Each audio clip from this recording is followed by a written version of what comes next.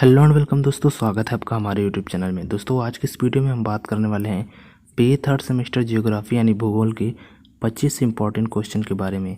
दोस्तों ये जो हमारा वीडियो है वो 500 इंपॉर्टेंट क्वेश्चन सीरीज का तीसरा वीडियो है। इससे पहले 25 क्वेश्चन के भूगोल के 2 वीडियो अपलोड हो चुके हैं, जिनको कि आप डिस्क्रिप्शन में दिए गए लिंक पे क्लिक करके जाके दे सकते हैं। तो चलिए आज का वीडियो शुरू करते हैं और देखते हैं आज के अगले 25 क्वेश्चंस।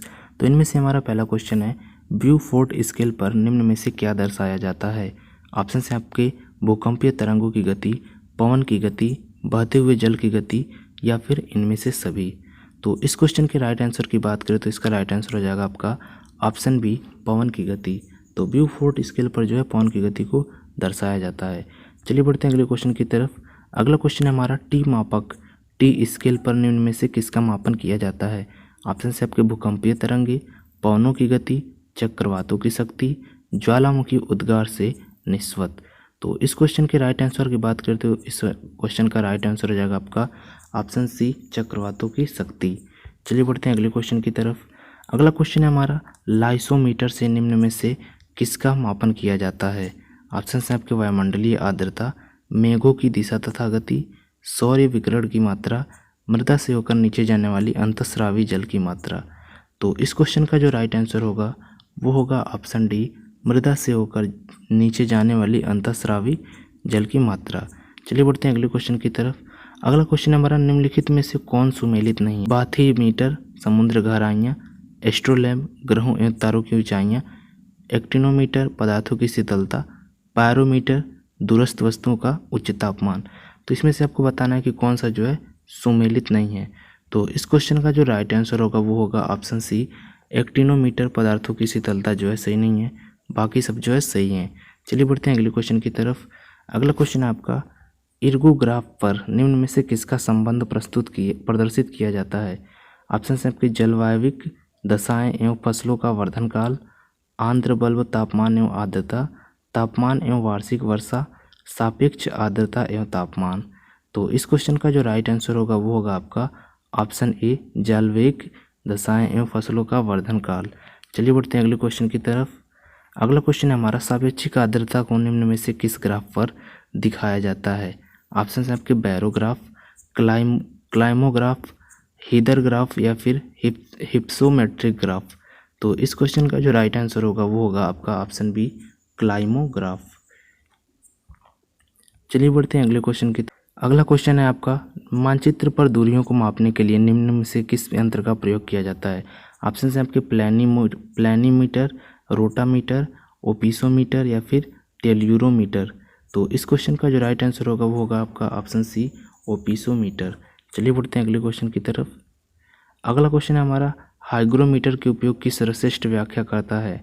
तरल पदार्थों की गति, वायु में आर्द्रता मापने हेतु, जल की शुद्धता मापने हेतु, वायुमंडलीय दाब मापने हेतु। तो इस क्वेश्चन का जो राइट आंसर होगा वो होगा ऑप्शन बी, वायु में आर्द्रता मापने हेतु। चलिए बढ़ते हैं अगले क्वेश्चन की तरफ। अगला क्वेश्चन है आपका, मौसमी दशाएं, शुष्क क्षेत्रफल, शस्य काल आदि एक साथ दर्शाए जा सकते हैं। ऑप्शन है आपके हीदर ग्राफ पर, इर्गोग्राफ पर, क्लाइमोग्राफ पर या फिर बैंड ग्राफ पर। तो इस क्वेश्चन का जो राइट आंसर होगा वो होगा ऑप्शन बी, इर्गोग्राफ पर। चलिए बढ़ते हैं अगले क्वेश्चन की तरफ। अगला क्वेश्चन है आपका, रिएक्टर स्केल का प्रयोग किसके मापन में किया जाता है। ऑप्शन है आपके समुद्र की गहराई, समुद्र की दिशा, भूकंप के झटके या फिर इनमें से कोई नहीं। तो इस क्वेश्चन का जो राइट आंसर हो वो जो है ऑप्शन सी है, भूकंप के झटके जो है रिएक्टर स्केल का प्रयोग जो है भूकंप के झटके नापने के लिए किया जाता है। चलिए बढ़ते हैं अगले क्वेश्चन की तरफ। अगला क्वेश्चन है आपका, रिएक्टर स्केल निम्नलिखित की तीव्रता मापता है। ऑप्शन है आपके भूकंप, वायु, समुद्र गहराई, शरीर की उष्मा। तो इसमें जो रिएक्टर स्केल अभी हम लोगों ने पढ़ा कि वो जो है भूकंप की तीव्रता मापता है। चलिए बढ़ते हैं अगले क्वेश्चन की तरफ। रिएक्टर पैमाने पर निम्नलिखित में से किसको मापा जाता है। रॉकेट के उड़ने के 5 मिनट पश्चात उसकी गति, तड़ित झंझा की प्रबलता, भूकंप की तीव्रता, लॉन टेनिस में खिलाड़ी द्वारा मारे गए गेंद की गति। तो इस क्वेश्चन का जो राइट आंसर होगा वो होगा ऑप्शन सी, भूकंप की तीव्रता। दोस्तों इस तरह के 3 क्वेश्चन हम लोगों ने देख लिए कि रिएक्टर जो पैमाना है उसको भूकंप की तीव्रता के लिए उपयोग किया जाता है भूकंप की तीव्रता मापने के लिए। तो अलग अलग तरीके से एक ही क्वेश्चन बना के आपको दिया जाता है थोड़ा कन्फ्यूज करने के लिए। तो वहाँ पे आपको कंफ्यूज नहीं होना है, इस तरीके से जो है उसको सही कर देना है। चलिए बढ़ते हैं अगले क्वेश्चन की तरफ। अगला क्वेश्चन है आपका, बादलों की दिशा एवं गति को मापने वाला यंत्र कहलाता है। ऑप्शन है आपके anemometer, rain gauge, nephoscope, hygrometer. तो इस क्वेश्चन का जो राइट आंसर होगा वो होगा ऑप्शन सी, नेफोस्कोप। चलिए बढ़ते हैं अगले क्वेश्चन की तरफ। अगला क्वेश्चन हमारा, वायु में अपेक्षिक आर्द्रता मापन हेतु प्रयुक्त उपकरण है। ऑप्शन है आपके हाइग्रोग्राफ, हाइड्रोग्राफ, पेंटोग्राफ, बैरोग्राफ। तो इस क्वेश्चन का जो राइट आंसर होगा वो होगा ऑप्शन ए, हाइग्रोग्राफ। चलिए बढ़ते हैं अगले क्वेश्चन की तरफ। अगला क्वेश्चन है आपका, सिस्मोग्राफ क्या रिकॉर्ड करता है। ऑप्शन है आपके हृदय की धड़कन, वायुमंडल का दबाव, भूकंप की तीव्रता, इनमें से कोई नहीं। तो इस क्वेश्चन का जो राइट आंसर होगा वो होगा ऑप्शन सी, भूकंप की तीव्रता।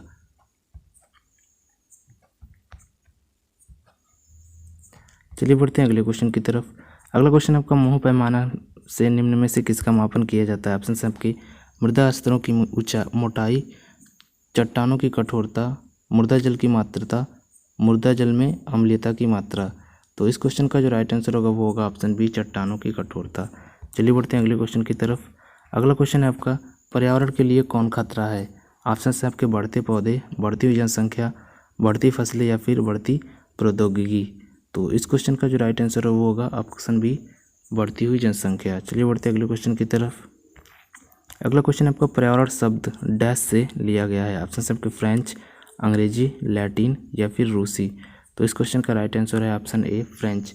पर्यावरण शब्द जो है फ्रेंच से लिया गया है। चलिए बढ़ते हैं अगले क्वेश्चन की तरफ। अगला क्वेश्चन हमारा, पृथ्वी का वह हिस्सा जहाँ जीवन यापन होता है डैश के रूप में जाना जाता है। ऑप्शन है आपके हाइड्रोस्फीयर, स्थलमंडल, जीवमंडल, यौन क्षेत्र। तो इस क्वेश्चन का जो राइट आंसर होगा वो होगा ऑप्शन सी, जीवमंडल। तो जीवमंडल में जो है जीवों का यापन होता है। चलिए बढ़ते हैं अगले क्वेश्चन की तरफ।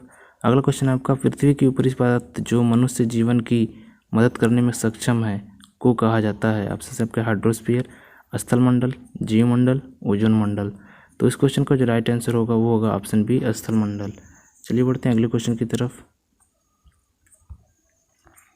अगला क्वेश्चन है आपका, निम्नलिखित क्षेत्रों में पानी कहाँ पर गैस, तरल और ठोस के रूप में उपलब्ध है। ऑप्शन है आपके ओजोन स्फीयर, स्थलमंडल, जीवमंडल, हाइड्रोस्फीयर। तो इस क्वेश्चन का जो राइट आंसर होगा वो होगा ऑप्शन डी, हाइड्रोस्फीयर। चलिए बढ़ते हैं अगले क्वेश्चन की तरफ।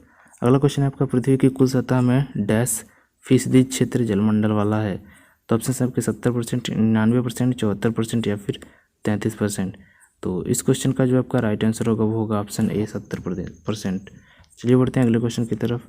अगला क्वेश्चन आपका, निम्नलिखित तत्वों में से कौन सा स्थलमंडल में सबसे बड़ा घटक है। ऑप्शन है आपके oxygen, silicon, carbon dioxide, aluminium.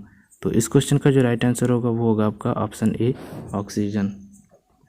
चलिए बढ़ते हैं अगले क्वेश्चन की तरफ। अगला क्वेश्चन आपका, भारत का सबसे पुराना एनजीओ आधारित संरक्षण अनुसंधान कौन है। ऑप्शन है आपके विज्ञान एवं पर्यावरण, CSE केंद्र नई Delhi, Bombay natural history society, BNHS Mumbai, पक्षी विज्ञान और प्राकृतिक इतिहास, सैकोन कोयम्बटूर, सलीम अली केंद्र, भारतीय वनस्पति सर्वेक्षण, BSI। तो इस क्वेश्चन के राइट आंसर की बात करें तो इसका राइट आंसर है आपका option B, Bombay natural history society. चलिए बढ़ते हैं अगले क्वेश्चन की तरफ। अगला क्वेश्चन है और आज का लास्ट क्वेश्चन है, भारतीय वनस्पति सर्वेक्षण BSI का मुख्यालय कहाँ स्थित है। ऑप्शन आपके मुंबई, पुणे, हैदराबाद, कोलकाता। तो इस क्वेश्चन का जो राइट आंसर होगा वो होगा आपका ऑप्शन डी, कोलकाता।